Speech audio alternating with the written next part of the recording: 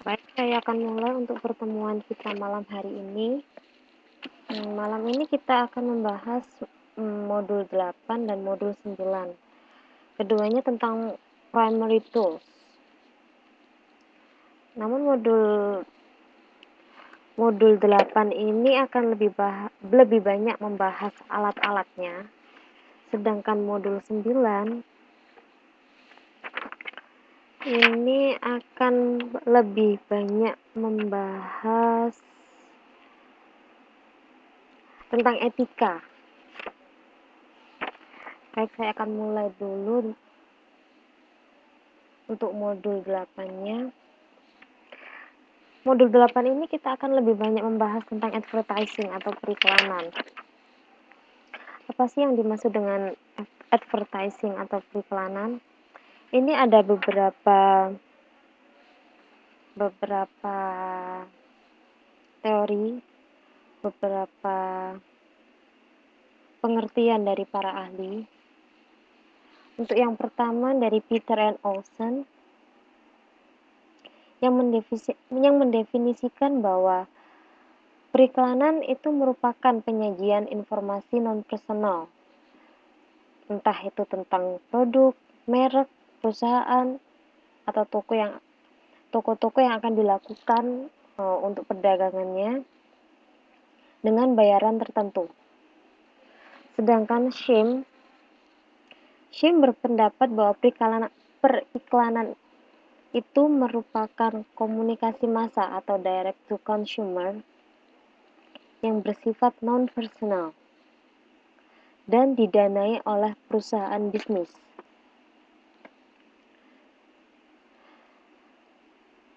Nah, kegiatan komunikasi massa ini itu harus dapat diidentifikasi dengan berbagai cara dalam pesan iklan. Sedangkan menurut Kotler, periklanan atau advertising itu merupakan penyajian non-personal dan promosi ide. Jadi nggak hanya penyajiannya saja, tapi dia promosi ide oleh suatu sponsor tertentu yang memerlukan pembayaran. Jadi kita nggak akan bisa membuat periklanan sendiri. Jadi kita harus menyewa pihak lain sebagai sponsor kita.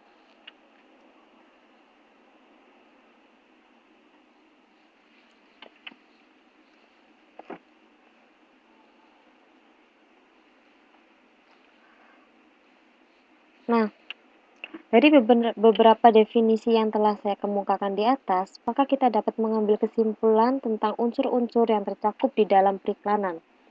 Di sini William Wells, John Burnett, dan Sandra Moriarty itu mendefinisikan atau menjabarkan beberapa unsur. Yang pertama, periklanan adalah sebuah komunikasi yang dibayar. Kedua, dia menggunakan sponsor tertentu. 3. Isi pesan periklanan adalah membujuk dan mempengaruhi khalayak untuk membeli produk. Walaupun dalam kenyataannya ada yang hanya sampai pada taraf kesadaran khalayak terhadap produk. Selanjutnya, periklanan itu menggunakan media massa untuk menyampaikan pesan periklanan tersebut.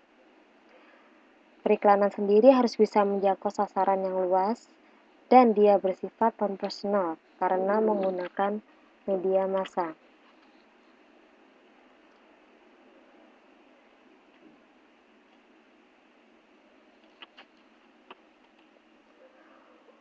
Untuk yang selanjutnya,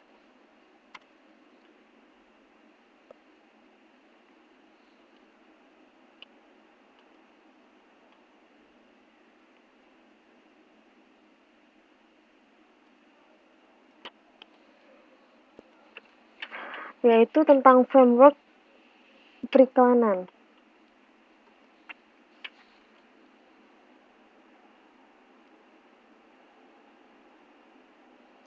Di sini ada 4 macam framework yang digunakan dalam periklanan.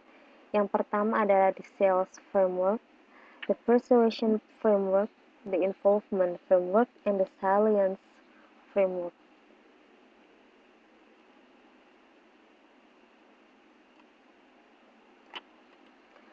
Untuk yang pertama adalah the sales framework.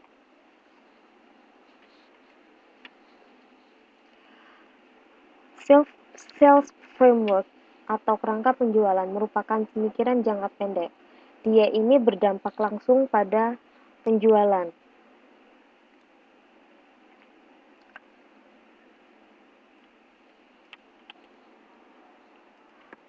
Sedangkan untuk persuasion framework, periklanan itu bekerja dalam kapabilitas atau kemampuan untuk membujuk.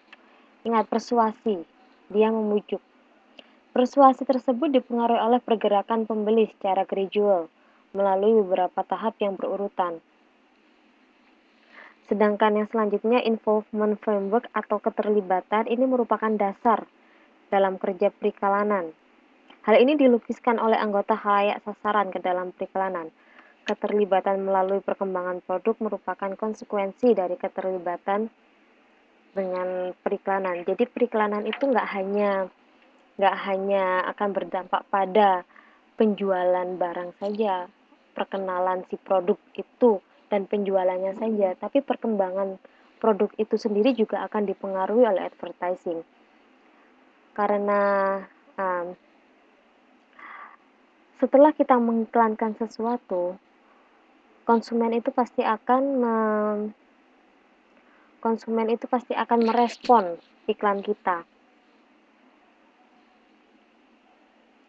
Sehingga dari situ kita akan bisa melakukan evaluasi terhadap entah itu produk kita, entah itu iklan yang kita keluarkan. Nah, untuk yang terakhir dia the silence framework atau model kemenonjolan. Nah, agak aneh ya.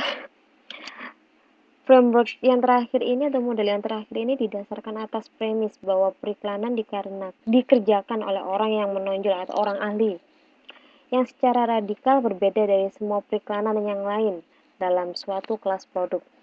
Jadi, sebaiknya lah jika kita membuat suatu iklan untuk produk kita, meskipun itu produk yang sama, akan ada banyak produk yang sama seperti produk kita dan iklan yang mungkin hampir sama dengan iklan kita, tapi iklan yang akan kita keluarkan harus mempunyai ciri, harus berbeda, dan itu harus menonjol di antara iklan-iklan produk yang lain.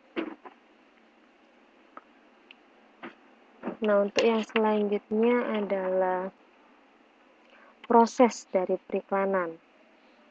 Di sini dalam proses periklanan itu ada beberapa unsur yang terlibat di dalamnya. Yang pertama adalah perusahaan atau organisasi yang beriklan. Itu perusahaan yang memproduksi barangnya. Nah, kemudian yang kedua adalah biro iklan. Dia ini yang biasanya disebut sponsor atau dia yang membuat iklan untuk kita. Bukan. Biro iklan ini dia yang bertanggung jawab untuk menciptakan dan menempatkan iklan pada para kliennya. Jadi kalau yang perusahaan yang akan memproduksi iklan atau yang membuat iklan untuk kita itu adalah yang ketiga, perusahaan produksi iklan. Sedangkan kalau biro iklan ini, dia yang akan menyebarluaskan iklan kita. Nah, untuk yang terakhir yang pasti adalah dia media periklanan atau media saluran-saluran yang akan digunakan untuk menyebarluaskan iklan kita.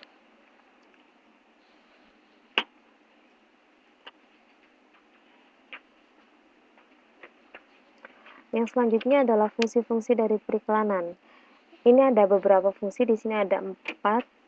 Kemarin saya menjelaskan ada 4 fungsi. Sekarang kemarin tuh promotion ya, ada 4 fungsi. Sekarang ini advertising, dia ada 5 fungsi. Yang pertama dia fungsi memberi informasi. Jadi iklan itu untuk memberikan informasi kepada konsumen. Entah itu informasi tentang produk kita, entah itu informasi tentang perusahaan kita, atau informasi lain yang berkaitan dengan perusahaan kita dan produk-produk kita. Kemudian yang selanjutnya adalah fungsi persuasi. Fungsi persuasi dari iklan ini merupakan atau berarti bahwa iklan yang dirancang dengan baik itu akan dapat membujuk atau mempengaruhi konsumen kita. Sehingga pada akhirnya konsumen akan tertarik. Entah itu pertama pada iklannya atau memang benar-benar langsung akan tertarik pada produk kita. Tapi yang pasti fungsi dari iklan itu untuk meyakinkan si konsumen tentang apa yang diinformasikan melalui iklan tersebut. Kemudian yang ketiga adalah reminding. Dia fungsi pengingat. Nah, seperti yang kita tahu, kita nggak hanya akan melihat iklan akan tayang satu kali di televisi atau di media-media yang lain, tapi dia akan tayang berkali-kali. Nah, dengan penayangan berkali-kali dari iklan tersebut, maka hal itu akan membuat orang yang melihat iklan tersebut berkali-kali pula akan mengingat apa yang diiklankan, akan mengingat apa yang diinformasikan oleh iklan tersebut. Jadi secara langsung maupun tidak langsung, iklan tersebut berfungsi untuk mengingatkan kepada konsumen. Ya, ini loh ada produk ini, ya ini loh ada perusahaan ini.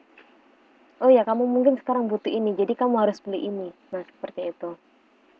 Kemudian yang keempat adalah adding value.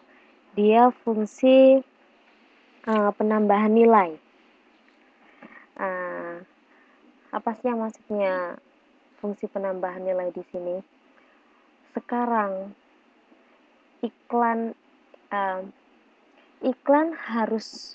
harus dibuat sedemikian rupa, harus dipoles sedemikian rupa agar sehingga konsumen itu tertarik.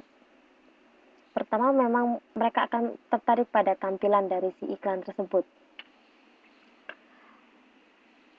Tapi pada akhirnya konsumen akan tertarik pada apa yang diiklankan oleh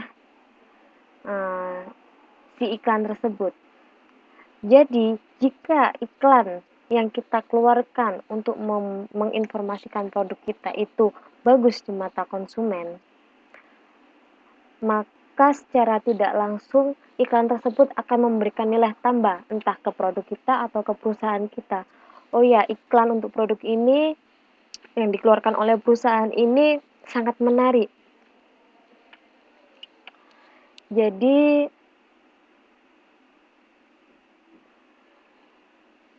jadi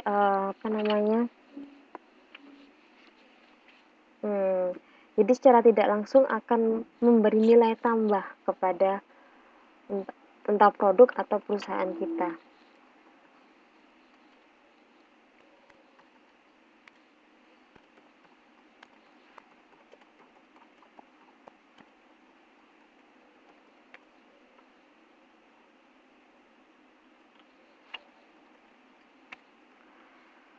Kemudian fungsi yang terakhir adalah assisting.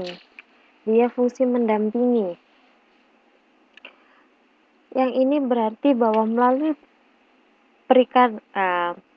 fungsi iklan tersebut berkaitan dengan upaya mendukung dari perusahaan, terutama dalam proses komunikasi pemasaran. Ingat kemarin, dalam komunikasi pemasaran, kita ada yang namanya bauran promosi. Nah, iklan ini salah satu alat untuk mendukung si bauran promosi itu. Jadi iklan ini merupakan fungsi pendukung dari komunikasi pemasaran yang dilakukan oleh perusahaan.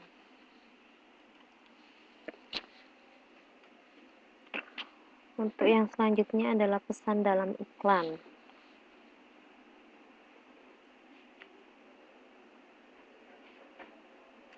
Pesan itu merupakan kunci pokok dalam periklanan. Pesan yang dirancang dengan baik akan menghasilkan output yang baik pula. Oleh karena itu, dalam memilih pesan periklanan harus pula dipertimbangkan beberapa aspek. Yang pertama, bahwa iklan harus dapat memperpanjang suara strategi pemasaran.